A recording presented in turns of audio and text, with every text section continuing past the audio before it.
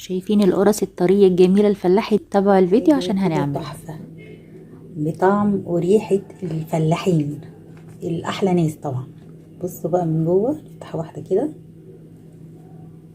شايفين الجمال، مع كوباية شاي بقى وحتة جبنة وعيشوا. الله وبركاته. ازيك يا حبايبي، عاملين ايه؟ يا رب تكونوا بخير. اهلا وسهلا بيكم في قناتي وقناتكم حبي نفسك واهتمي بيها.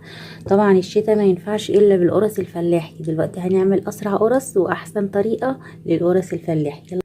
معانا نص كيلو دقيق منخول، ومعانا نص كوبايه من الزيت على السمنه دافيين، معايا ربع كوبايه ميه دافيه، هحط عليها معلقه سكر، هنحط عليها معلقه من الخميره، وهنقلبهم ونركنهم على جنب عشان تتفاعلوا مع بعض. دقيق عشان السمنه تدخل ايه في الدقيق كده، وزي ما بنقول ايه بنبستها، فلاحين يقولوا عليها بنبستها. معايا نص كوبايه من اللبن الدافي، كل حاجه دافيه. طبعا احنا في الشتاء فكل حاجه لازم تكون دافيه، حتى الميه اللي هنعجن بيها لو احنا احتاجنا ميه يعني هتبقى دافيه برضو ان شاء الله.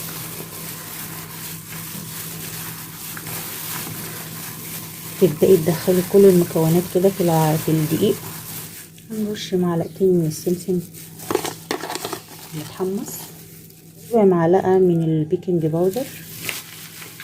لو انت مش عايزه يبقى مرتفع شويه خلاص ممكن ما تحطيهوش يعني البيكنج باودر. انا احط الخميره،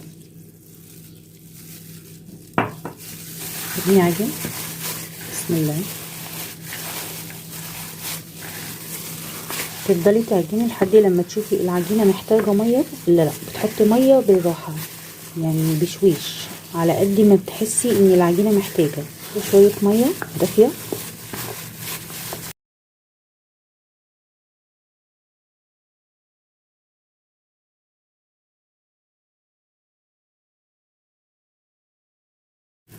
بس كده. شايفين العجينه ملمسها عامل ازاي؟ زي بالظبط كحك العيد. شايفه؟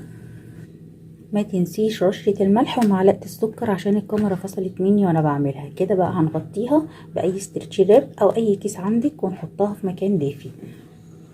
انت عايزه بقى تعملي جزء بالعجوه، هنعمل ايه؟ هنجيب العجوه دي، العجوه اللي بتبقى بتتباع في الاسواق يعني، هنقطع حته منها وبنبدا نقطعها حتت صغيره. نجيب معلقه سمنه وبنبدا بعد ما سيحنا السمنه بنبدا نحط بقى المكعبات اللي احنا قطعناها اللي هي العجوه.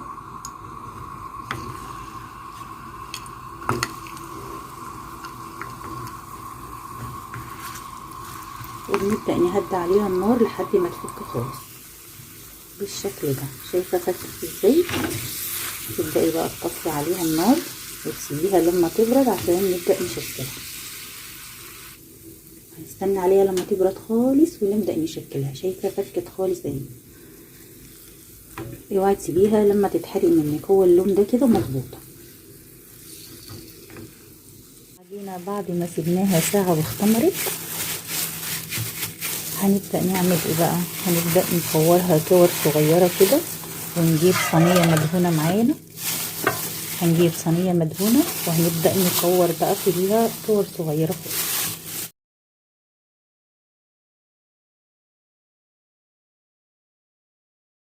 على قد القرصاية كده.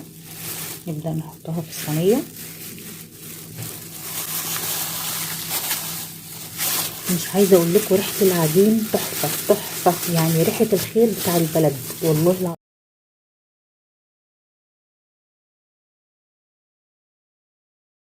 كده انا عملت السادة. هنبدأ بقى نعمل بالعجوة. طبعا العجوة انا عملتها زي دوائر صغيرة كده، انا مش عاملة كمية كبيرة بس انا بوريكي الفكرة كده من العجينة.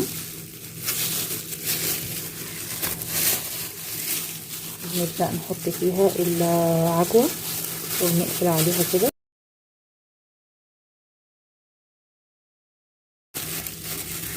ناخد حتة من العجينة اهي، نبدأ نقفل عليها كده.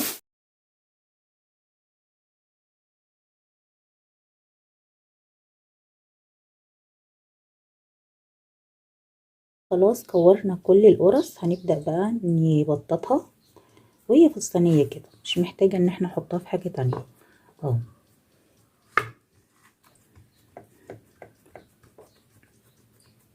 بس كده الحجم اللي انت عايزاه بتعمليه. نبدأ نعمل واحدة تانية اهو. وادي اللي بالعجوة برضو بنبدأ نفرده.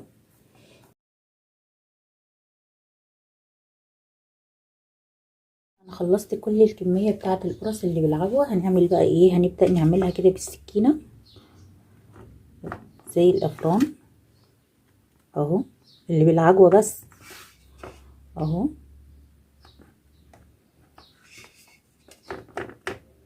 اللي ما فيهوش عجوة هنبدأ بس نخرمه كده بالشوكة عشان يستوي من جوه. نص ساعة هو بيرتاح مرتين، مرة في التخمير ومرة بعد ما بنشكله. هنسيبه نص ساعة ونرجع له تاني.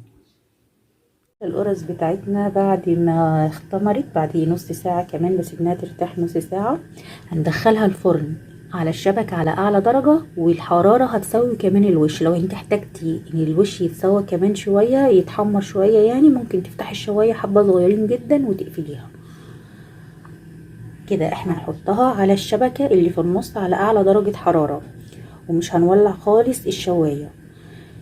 لو انت شفتي طبعا هو الفرن هيسويها، لو انت شفتي ان الوش بتاعها محتاج يحمر سيكة ممكن تفتحي الشواية حبة صغيرين جدا وتطفيها، بس تخلي بالك منه.